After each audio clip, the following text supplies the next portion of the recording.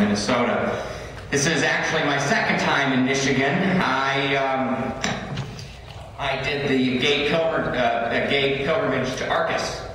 So I've been to Kalamazoo once to meet with John Stryker, and the nation owes Michigan a thank you for John Stryker and all he has done. And he is truly one of America's great citizens, and certainly has helped fund a lot of the work that I've done. But as Kevin said, I hail from Minnesota. I was born in a moderate-sized town in southern Minnesota, Mankato. My grandfather and my uncle are Lutheran ministers. When I was born, my father was the president of our childhood congregation, so my Lutheran faith was very important during my upbringing. But I was always taught to engage my faith critically. And I have no doubt that this critical thinking helped in my accepting myself as a gay man. I knew I was gay from early on. I didn't come out until high school. And I was, as Kevin said, the first openly gay person at my high school. And as a result, I experienced a fair bit of bullying. My house was egged and paintballed and toilet paper and fag was scrawled in the driveway, and my car window was smashed to pieces in the school parking lot. We see these actions all too often still today. Young LGBT teenagers get bullied. In just the past 2 weeks, two more teens, Jamie Rodemeyer and Jamie Hubley, have taken their lives in part because of the bullying they face. There was a string of these youth suicides that took place about a year ago, and as a result, Dan Savage and countless others made those It Gets Better videos to try to say to the Jamies of the world that the bullying they face now will one day go away and that it will get better. And I have no doubt that these videos have saved many lives, but sadly they don't save every life that's in pain. As Jamie Hubley wrote in his last blog post before taking his life, quote, "It's just too hard. I don't want to wait 3 more years. This hurts too much. How do we even know that it will get better? I've hit rock bottom, fell through the crack, now I'm stuck." So what's the solution for the Jamies of the world who are not able, as he says, to wait 3 more years? Well, the short answer is to stop the bullying, but we need to dig deeper than that. We need to ask ourselves what causes the bullying to begin with. One answer is the misguided and long-established fear of others. Anthropologists say that the fear of others is well-grounded in our human nature. It originates from a survival instinct. But in most cases, we're able to overcome this misguided fear. We teach ourselves to celebrate our differences and to make those who are different feel welcome. Wouldn't it be great if we lived in a world that did this for all the Jamies who are LGBT, that said, wait, let's celebrate how Jamie's different. Let's call his difference good, and let's make him feel welcome because of it. But when it comes to celebrating Jamie's difference, a force prevents us from speaking with one voice. What is this force? In a word, religion. Sadly, religion, what should be a force for good in the world, is the root of suffering for LGBT people. Now, of course, not all religion oppresses LGBT people, but I would say that most all LGBT suffering stems from religion. In a world where it is morally right to celebrate diversity, religion acts as a purported higher morality, which subverts the value of diversity as it relates to LGBT people. Religion steps in and says to gay people, you aren't just different, you're less than. You're sinners, you're unequal. Your difference deviates from God's best, and therefore our fear of LGBT people is well placed. As a result, the bully is given a license to treat gay people differently because their unequal treatment is supported by God. And when I say the bully here, I don't just mean the schoolyard bully. I mean the bully in all his or her forms, the politician, the family member, the priest, the soldier, the friend. Religion acts as a license to hate and demonize gay people, and sadly, for For far too many gay and transgender people, it becomes a license to hate and demonize themselves.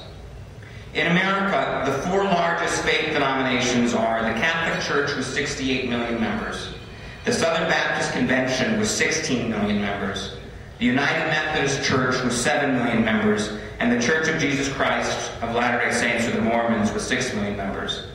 And here's what they have to say about gay and transgender people. The Catholic Church teaches that homosexuality is objectively disordered and that same-sex loving acts are an intrinsic moral evil. Recently, Pope Benedict declared that gay marriage is one of the most, quote, insidious and dangerous threats facing the world today. The Southern Baptist Convention teaches that homosexuality is a sinful and destructive lifestyle. The United Methodist Church teaches that sexual activity between people of the same gender are, quote, incompatible with Christian teachings. The LDS Church teaches that homosexual activity is a, quote, serious transgression, and they list it alongside of rape and murder, and that, quote, without both a husband and a wife, there would be no eternal family and no opportunity to become like the Heavenly Father. As people of faith, I know that these expressions of religion break our heart.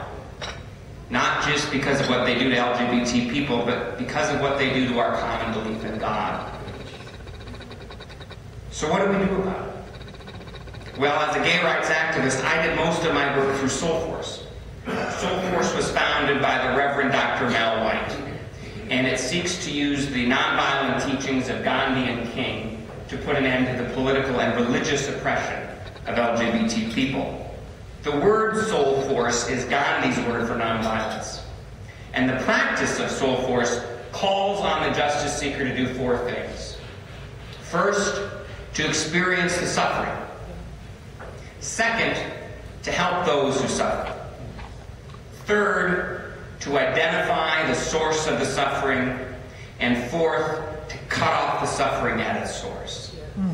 As theologian Dietrich Bonhoeffer said, it is our role not just to bandage the victim who falls underneath the wheel of injustice, we need to put a spoke into the wheel itself.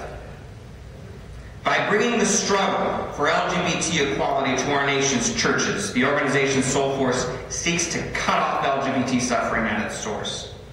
In doing so, their ultimate goal is the same end goal of every justice movement: reconciliation. For the LGBT community, reconciliation means we must change how our nation's religious institutions treat LGBT people. Reconciliation, therefore, is not just about winning civil rights. It's about changing hearts and minds so that our civil rights aren't questioned to begin with. As an activist, this higher goal, or as activists rather, this higher goal of reconciliation compels us to reach out to those who think differently than us, to enter into honest dialogue and discussion with them about the needs of the LGBT community. This search for dialogue is what fueled the Equality Ride. As Kevin said, the Equality Ride is an annual 2-month-long bus tour, and it takes LGBT and straight allied young adults across the country to some of our nation's most conservative Christian colleges to engage in dialogue, debate, prayer, worship, Bible study, and fellowship. I founded this ride in 2006. I was inspired by the Freedom Rides. I can remember so vividly sitting in my 10th grade social studies class and learning about that amazing journey, being awestruck by the courage and the direct approach by these young Americans who sought to change our nation on the question of civil rights. I wanted to create something, some form of sustained activism in the movement for LGBT equality for young LGBT and straight allied people, but I wasn't sure exactly what that meant. It was not until I was at college at Northwestern University that I had the specific idea for the Equality Ride. It came to me in an unlikely place. I was at a gay bar on a Friday night, and there was an attractive young man, and I worked up the courage to go up and say hi and introduce myself, and I found out he went to Wheaton College, which is one of the more conservative schools in our country, and I was surprised that any gay person would go to Wheaton College. And I said, gee, what is it like to be gay and a student at Wheaton? And he said, well, actually, no one knows I'm gay there. If I came out, I'd be kicked out of the school. And I was shocked that any school would have a policy like that. And I said to him, we ought to try to change that policy. And what he said next, I wasn't prepared to hear. He said, actually, I think it's a good policy. I think being gay is a sin.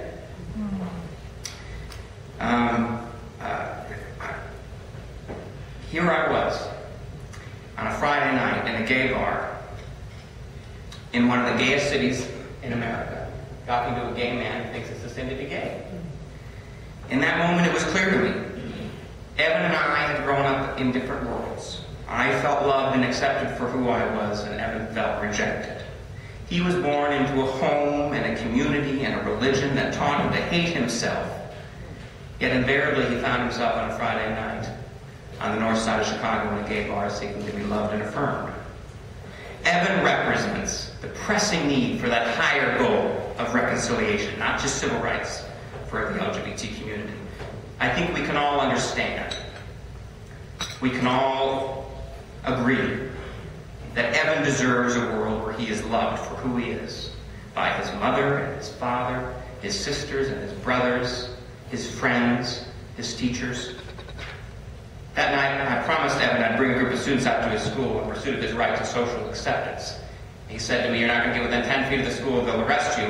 What he didn't know was that I'd been arrested for civil disobedience before, and that actually made the idea more appealing. So that was the beginning of the Social Force Equality Night. And it was based on a promise to one student who most surely represented thousands. I did some research and I found out that there were over 200 schools in the country that have policies that discriminate against LGBT people, that discipline them or that kick them out as a result of being LGBT.